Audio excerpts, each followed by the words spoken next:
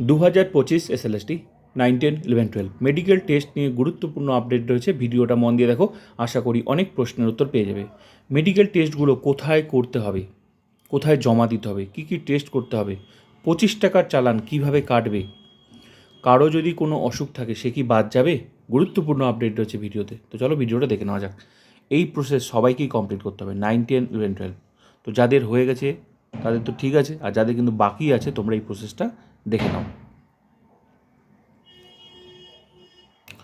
তো medical test কিন্তু যখন তোমার পিভিআর ও মেডিকেল টেস্টের জন্য মধ্যশিক্ষা পর্ষদ থেকে ভেরিফিকেশান হয়ে যাবে, তারপরই তোমার টার্গেট হচ্ছে লোকাল থানায় পিভিআর আর হচ্ছে জোনাল মেডিকেল বোর্ডে medical test.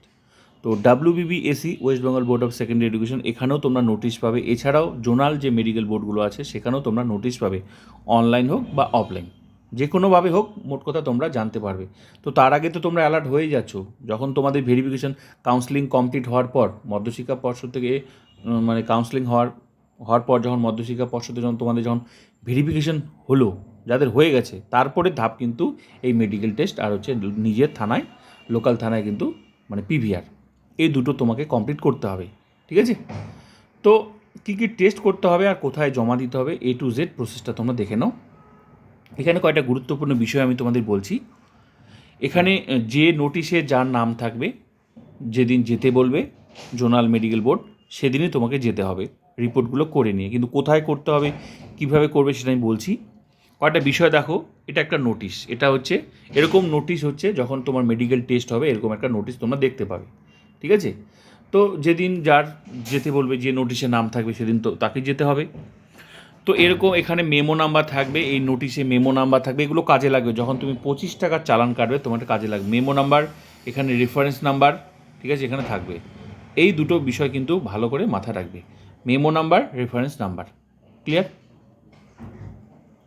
Reference number, memo number, এগুলো লাগবে। এবার হচ্ছে টেস্টগুলো নামের তালিকা দিয়ে দেবে, কাদেরকে যেতে বলবে।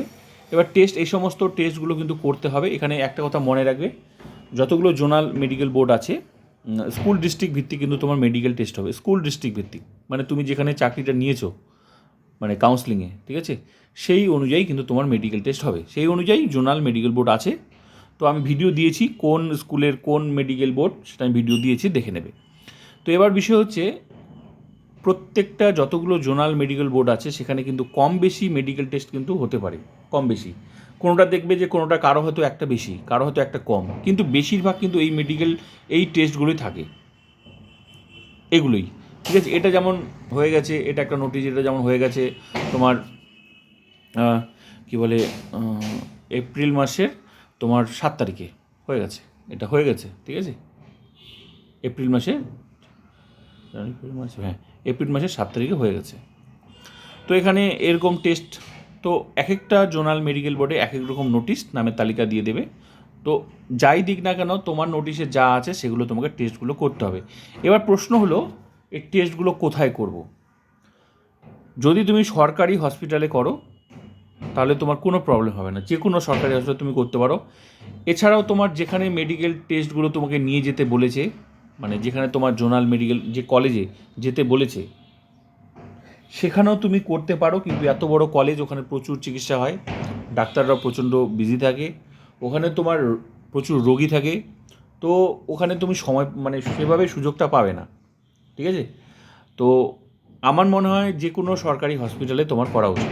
যদি তোমার সুযোগ থাকে সেখানেও করার, তুমি করতে পারো, অসুবিধা নেই। এবার অনেকের প্রশ্ন হলো, বাইরের পাবলিক হসপিটাল থেকে করা যাবে কি না।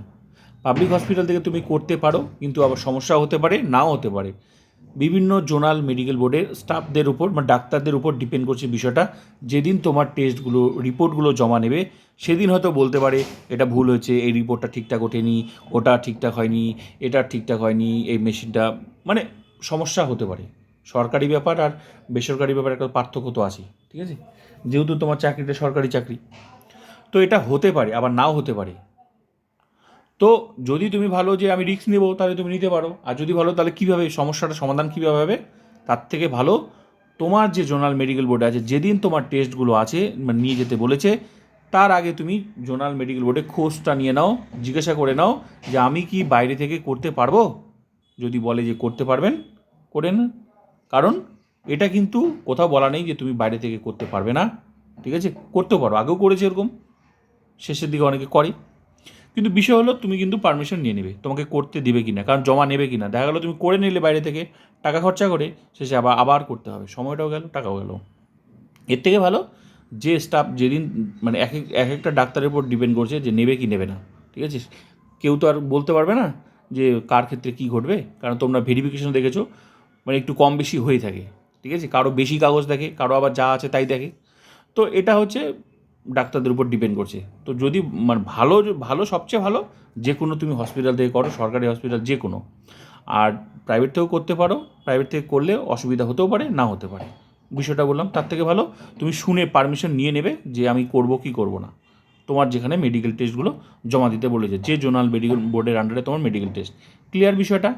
এবার অনেকের প্রশ্ন, কেউ কি বাদ যাবে? আজ পর্যন্ত এরকম কোনো আপডেট নেই যে মেডিকেল টেস্টে কেউ বাদ গেছে।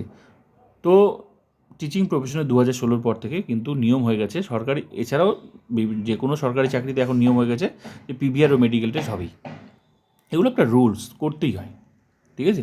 তো ওই হিসাবেই একটা রুলস তোমাকেও করতে হবে। তো বাদ গেছে এরকম কোনো আপডেট নেই আজ পর্যন্ত, ঠিক আছে। মানুষের অসুখ থাকতেই পারে, তবে হ্যাঁ, তুমি টিচিং প্রফেশনে যাচ্ছ, এখন যদি তুমি পড়াতেই না পারো, তুমি দেখতেই পাচ্ছ না, তো তোমার তো এটা অন্য স্কুল না, তাদের ওই সমস্তর জন্য তো আলাদা স্কুল আছে, তাই না? তুমি কথা বলতেই পারছো না, তুমি দেখতেই পাচ্ছ না, কিছুই দেখতে পাচ্ছ না, তাহলে তুমি পড়াবে কী করে?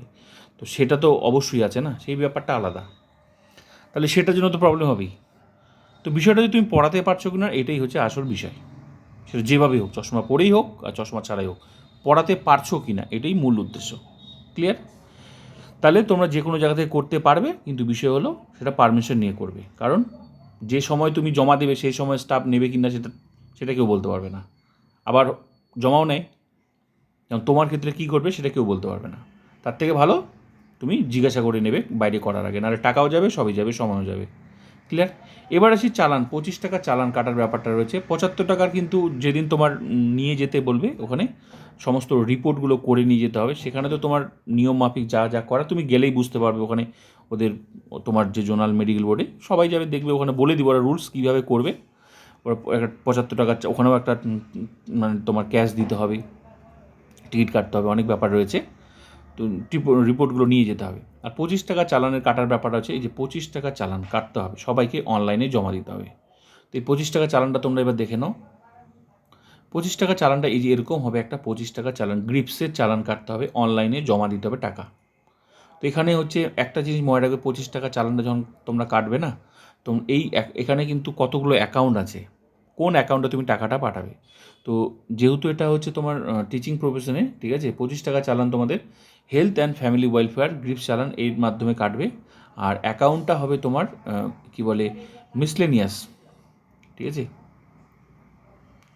তো মিসলেনিয়াস হচ্ছে, তোমরা দেখো এখানে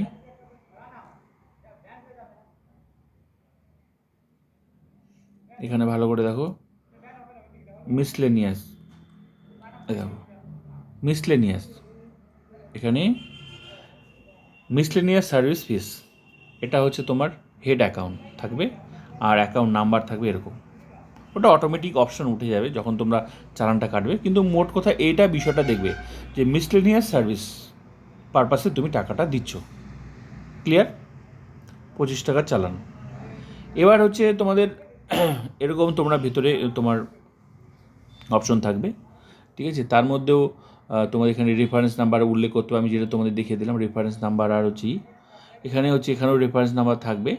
এখানেও কয়েকটা জিনিস তোমরা মনে রাখবে, যে এই যে পিরিয়ড ফর্ম, তারপর হচ্ছে ডেট দেওয়া থাকবে, পিরিয়ড 2, এখানে ফর্ম মানে তুমি যেদিন তুমি টেস্টগুলো করছো, কবে থেকে মানে কবে, মোট কথা এই প্রসেসটা তুমি কত দিনের মধ্যে কমপ্লিট করছো সেটাই হচ্ছে তোমার এখানে দিয়ে পিরিয়ড ফর্ম, পিরিয়ড 2 মানে যেদিন থেকে তুমি করছো ডেট দিয়ে দেবে, আর তুমি কবে জমা দেবে সেই হিসাবে, মানে তোমার যেদিন ডেট সেদিন তুমি পিরিয়ড 2 তুমি দিয়ে দেবে, ক্লিয়ার?